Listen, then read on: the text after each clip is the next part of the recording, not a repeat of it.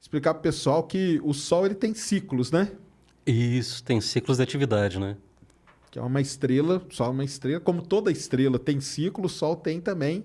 E a gente tem um monitoramento desses ciclos, né? Tem um ciclo de 11 anos, né? Tem outros também, né? Tem o... Sabe que essas medidas, primeiro, ciclos de Q, né? Isso. Esses ciclos, eles são ciclos de algumas coisas estranhas que o Galileu, por volta de 1610, começou a observar. Logo que surgiu o telescópio, o Galileu foi um dos que foi lá e apontou para tudo que era lado, né? Ele descobriu várias luas em Júpiter, Saturno. Saturno não tem certeza, Júpiter. Certeza. E apontou para o Sol também. Aliás, uma coisa que não se deve fazer nunca. Tanto que ele teve problema, né? Exato, ele acabou ficando cego, Ficando né? cego por causa disso. Isso aí. Mas ele descobriu as manchas solares. São regiões mais escuras, né? Isso. E daí, bom, imagina na época tu vê alguma coisa diferente. O que é aquilo, Que né? ninguém tinha visto, né? Ninguém tinha visto até então, né? A mancha.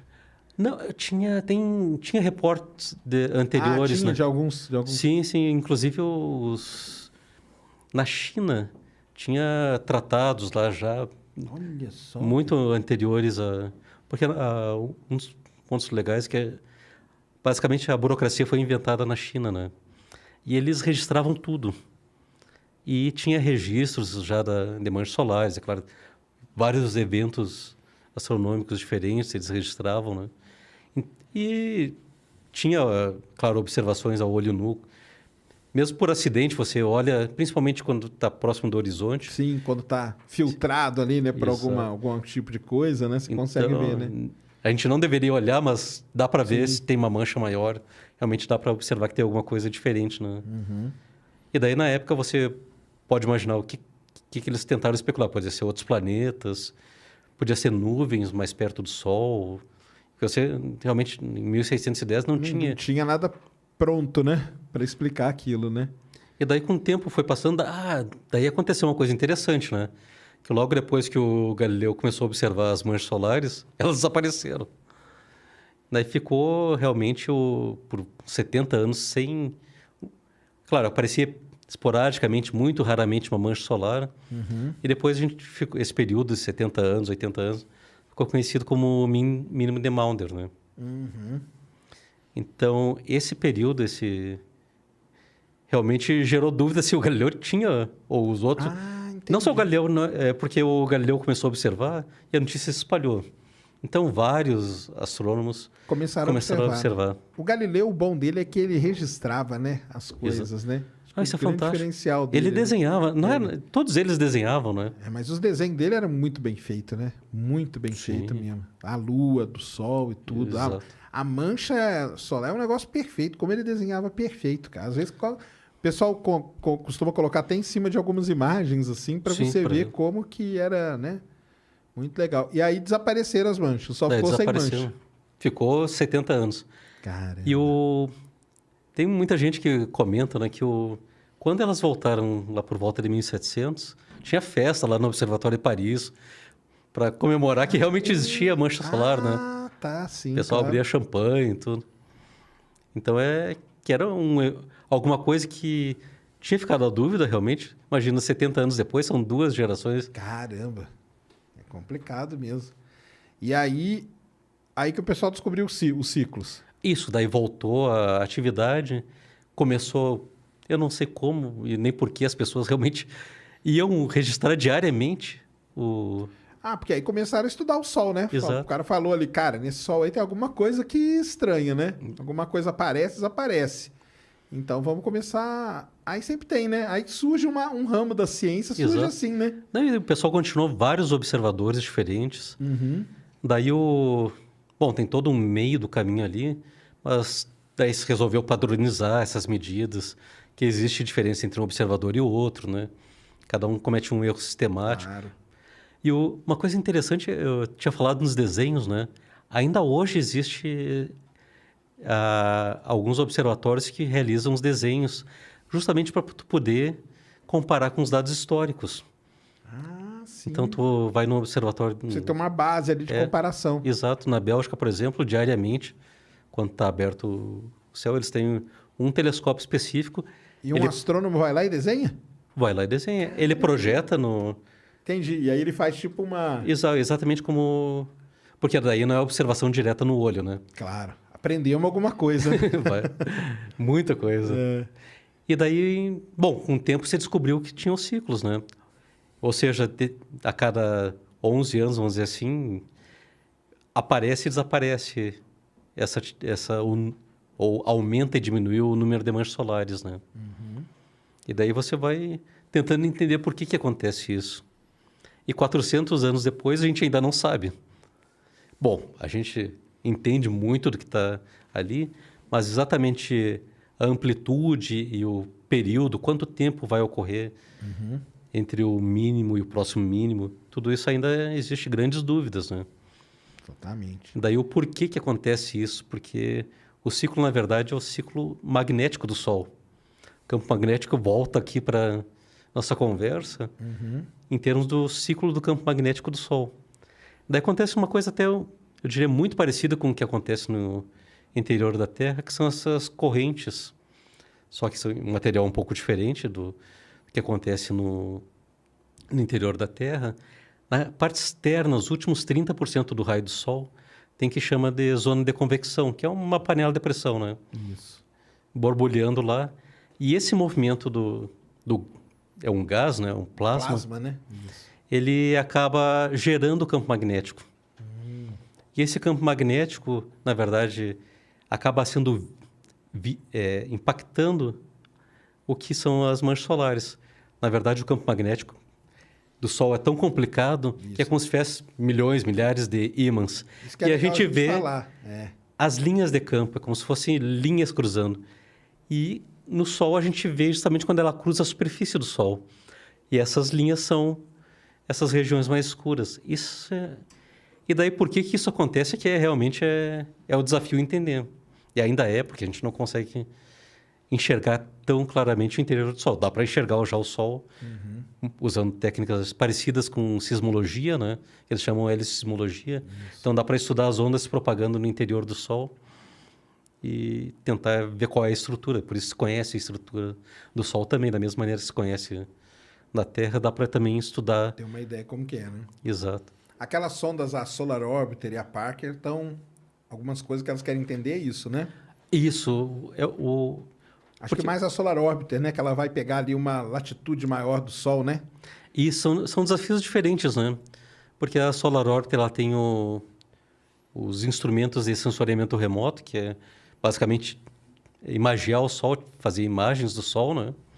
E a Solar... Ela tem instrumentos para medir in situ também. Daí mede partículas, campo magnético, vários outros parâmetros. E a Parker, ela não tem esses instrumentos para observar direto o Sol. Ela tem alguns imaginadores que olham... Meio de lado. É o entorno do Sol. Mas porque o estudo dela é da coroa, né? Exato. O grande tchan dela é estudar a coroa solar. Exato. Mas o foco também é no medidas in situ, né? De como que o campo magnético muda. Isso. E os estudos mais fantásticos que tem agora é conectando, porque as duas naves estão voando juntas, né? E você tem ainda outras naves que é a estéreo, que estão... Acho que tem, pelo menos a estéreo A ou B, agora não me lembro. Ainda continua em operação. E você ainda tem os imaginadores do nosso ponto de vista. Isso é legal demais, né? Aí só para o pessoal entender, é assim, ó, você tem o Sol, você tem essas duas sondas que a gente falou, a Parker e a Solar Orbiter, que elas passam perto do Sol, relativamente perto. Você tem sondas que estão um pouco mais distante, que é essas estéreo e tal. E você tem a gente aqui na Terra com observatórios solares. Então você consegue estudar todo, né, o trajeto, né, de como que isso vai variando à medida que vem caminhando para dentro do sistema solar, né? A gente não falou muito, mas o campo magnético é altamente dinâmico, né? E à medida que ele vai se reconfigurando, você tem liberação de energia, que é as explosões solares. Isso, né? Aí a gente vai falar, porque quando a gente brinca assim, arrebenta as linhas, né? Elas têm um processo que chama reconexão magnética. Isso. E daí ocorre a liberação, e junto com a explosão ocorre a liberação de bolhas. E essas bolhas se espalham pela heliosfera, né? Eventualmente, quando essas bolhas impactam com a nossa própria bolha, gera as tempestades magnéticas que eu tinha falado antes. Isso. Então, essa interação entre essas estruturas que estão se propagando no vento solar, que o vento solar existe sempre, né? É um fluxo contínuo. Mas aí, de repente, vem uma grande descarga de partícula, né? Quando Isso. Porque tem explosão, né? Assim, você tem as linhas de campo, essas linhas acontecem como arrebentam. Vamos falar que elas arrebentam. É a reconexão, né? Exato. Você arrebentou a linha. Aí você tem uma explosão solar, que explodiu ali a flare, né? Que a gente fala. São as flares. Aí tem várias intensidades, M, que a mais intensa é a X, aí tem uma classificação. Às vezes, quando acontece uma grande coisa dessa, junto vem o que a gente chama de massa coronal, né? Isso. Aí é o tal da ejeção de massa coronal, que é essa bolha que ele falou. E isso, o mais legal, pessoal, é o seguinte, a gente hoje monitora isso muito bem. E eu brinco nas minhas redes sociais que é assim, eu fico lá, eu adoro postar quando tem um negócio, eu falo assim, galera, pode ir para Noruega.